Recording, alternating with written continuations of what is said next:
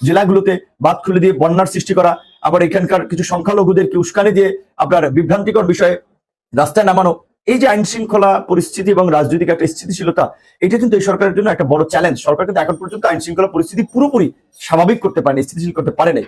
দ্বিতীয়ত, অর্থনীতিকে সচল রাখা কিংবা অর্থনীতিকে গতিশীল রাখাও সরকারের জন্য একটা বড় চ্যালেঞ্জ।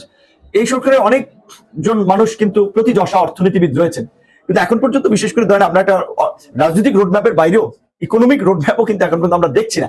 কাজে এইগুলো কিন্তু রাজনৈতিক মহলে বা বিভিন্ন মহলে কিন্তু আলাপ আলোচনা হয় যে আচ্ছা তাহলে কোন দিকে আমরা যাচ্ছি, তার তো একটা রূপরেখা, তার তো একটা প্রস্তাবনা, আলাপ আলোচনা থাকার দরকার।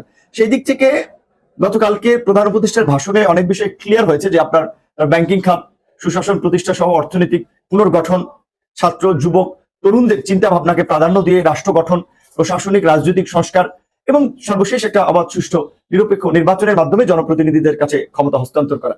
সেক্ষেত্রে সব বিষয়গুলি মোটামুটি এসেছে। কিছু বিষয় একটু রাজনীতিবিদরা তো আসলে যেটা বলে সাংবাদিকদের মতো যে যত পরিষ্কার করে বলা যায় তত পরিষ্কার হতে চায়। সেক্ষেত্রে যে বিষয়টা পরিষ্কার হচ্ছে না, আমার মনে হয় যে কয়েকদিনের মধ্যে এটা হয়ে যাবে এবং রাজনৈতিক দলগুলোর সাথে ডায়লগ প্রধান উপদেষ্টা সহ উপদেষ্টা পরিষদ বসবে, নিশ্চয়ই সেখানে এই বিষয়গুলো আশা করি একটা সমাধান মিলবে। প্রথমত হচ্ছে যে এটা ঠিক যে গত 16 বছরের যে জঞ্জাল, যে আবর্জনা, সেটা পরিষ্কার 16 দিন হবে না, তার জন্য অবশ্যই একটা সময় লাগবে। কিন্তু নতুন উপদেষ্টারা দায়িত্ব নিলেও রাষ্ট্রের যে কাঠামো সেটি কিন্তু পুরানো আছে এবং রাষ্ট্র কিন্তু ফাংশন করতেছে। রাষ্ট্র কিন্তু অনেকগুলো স্টেক হোল্ডার উপাদান নিয়ে রাষ্ট্র চলে। সেক্ষেত্রে ধরেন বিভিন্ন দেশের যারা নতুন প্রধানমন্ত্রী প্রেসিডেন্ট ইলেক্টেড হন, তারা কিন্তু প্রথম 100 দিন কিংবা প্রথম 30 দিনের কর্মসূচি একটা রোডম্যাপ ঘোষণা করে। সেক্ষেত্রে এখানে ডক্টর ইউনূস স্যারের মতো একজন ইনোভেটিভ মানুষ, সৃজনশীল মানুষ, নিজেই সোশ্যাল বিজনেসের কনসেপ্টকে সারা বিশ্বে পপুলার করেছেন, সফল করেছেন। তারপর একটি প্রত্যাশা থাকে অনেক ধরনের মানুষের। সেক্ষেত্রে আমার মনে হয় যে অন্তত তারা একটা রোডম্যাপ এই কয়েকদিনে দিতে পারতো, সেটা দেয়নি বা সম্ভব হয়নি, এখনো সেটা দিতে পারে। সেটা দিলে মানুষের যে আশা আকাঙ্ক্ষা, সেটা আমি মনে করি অনেকখানি একটা সন্তুষ্টির ঢেকুর তারা তুলতে পারবে।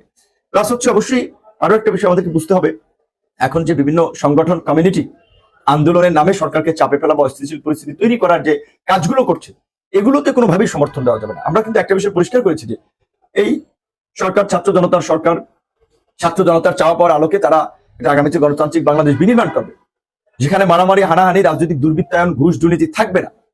এখন এই কাজগুলো করতে তো তাদেরকে কিছুদিন সময় দেওয়া লাগবে, বিভিন্ন লোকে রিপ্লেস করতে হবে, সেজন্য তাদেরকে একটু চিন্তা ভাবনার সুযোগ দিতে হবে।